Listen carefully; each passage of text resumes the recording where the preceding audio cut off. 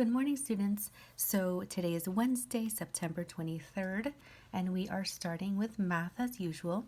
But I'm not going to go over any math problems today because today is just a review of all of the division that we've been doing for the past week. So you will have division into 3 numbers, into 4 numbers. It's just some extra practice just to make sure that we are really good at long division. And of course, as usual, please log on at 11 o'clock if you need any extra help or guidance with the math. And for our language arts, what we're doing is continuing what we learned yesterday, where we identify the nouns in the subject and identify the verbs, as we've been doing for a few weeks now.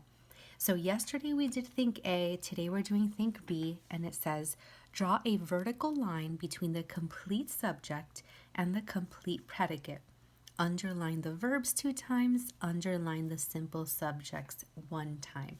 So it sounds a little bit more challenging, but really there's just one extra step. So yesterday what we did was we underlined the simple subject once, which is who or what is the sentence talking about, and then we underlined the verbs 2 times. So all you're going to do in addition is draw a line in between the subject and the predicate, and that's something that we've been learning for a while. So for number 1, for example, it says the first powerful Grecian city-state was Sparta. So there's a lot of describing words there, so that's why I wanted to make sure and do number 1 with you. And it's important that you read them out loud. So first, we're going to draw a line between the subject and the predicate. So who are we talking about? The first powerful Grecian city-state. So we're going to draw a line between the first powerful Grecian city-state and was Sparta, because this whole first phrase is what we're talking about. And then the predicate was Sparta. Now, what it wants us to do is do what we did yesterday, which is underline verbs. So remember that was is actually a verb. It is a state of being verb. And we went over that a little bit yesterday through Zoom. And of course, we can go over it more. But you would underline was twice because it is a verb. And then the simple subject. So this first sentence has a lot of describing words, but we're only going to look for the simplest subject. So it says, the first powerful Grecian city-state. These 3 words, first, powerful, and Grecian, are all adjectives. They're describing words. But the actual subject that this whole sentence is talking about is city-state. So we're going to underline city-state once. That one may seem a little tricky. I think it's a little tricky too. But as long as you do it step by step and you divide the subject from the predicate, usually before the verb, you'll do fine. So let's do number 2, just as reinforcement. It says, the Spartan people thought only of war. So remember that the subject talks about who. Who are we talking about? The Spartan people. The Spartan people what? Thought only of war. So we're going to divide the subject and the predicate. The subject is the Spartan people. And now we're going to underline the verb. In this case, we have an action word, which is thought. So we're going to underline thought twice. And now we're going to find our simple subject.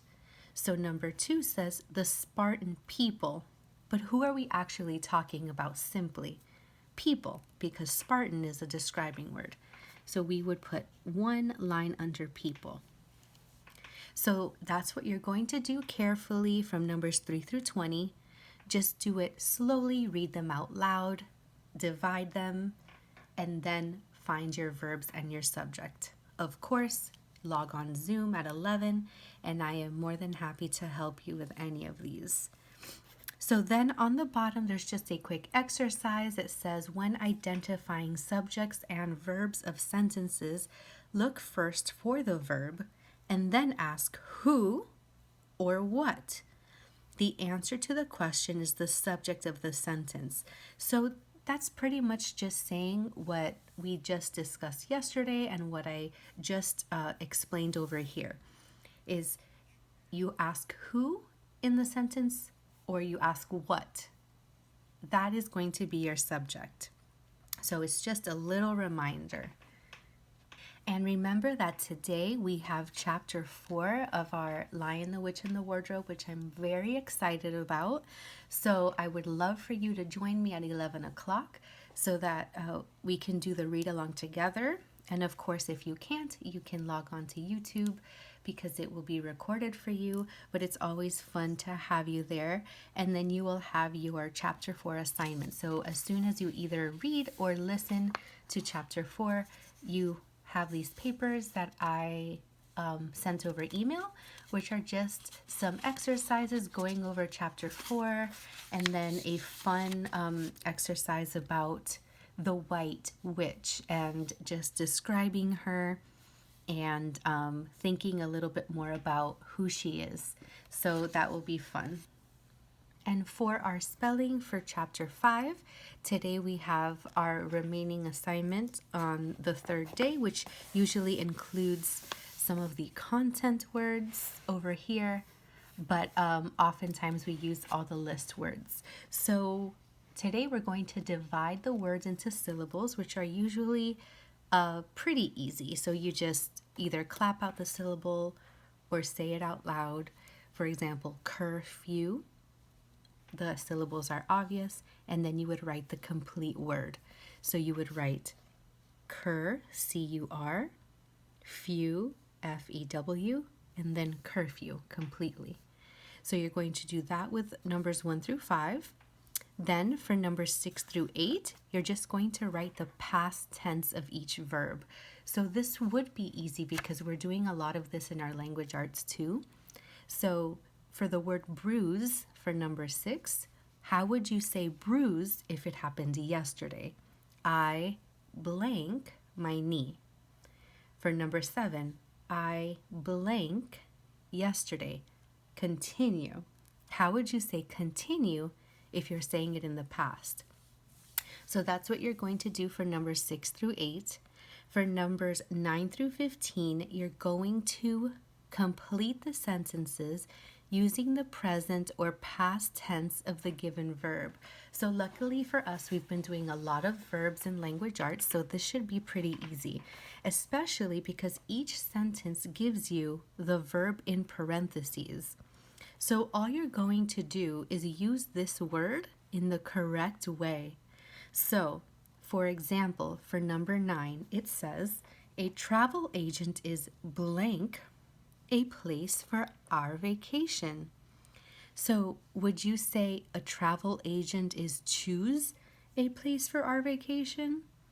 No, that doesn't make a lot of sense. So you have to change the word choose to make sense. If the travel agent is, that means the travel agent is doing it right now. So you would say a travel agent is choosing a place for our vacation. So notice how I just changed the word in the parentheses so that it would make sense. So another example, just in case. For number 10, it says, the travel agent wanted to blank the family and find a place that blank activities for everyone. So we need to adjust the words unified and include.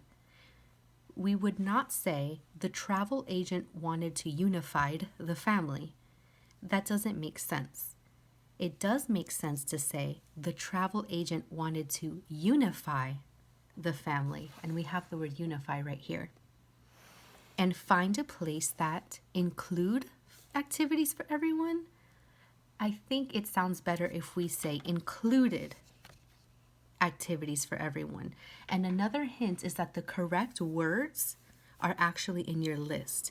So if you're having a little bit of trouble adjusting the word to past, present, or future, just know that the answer is going to be in your list.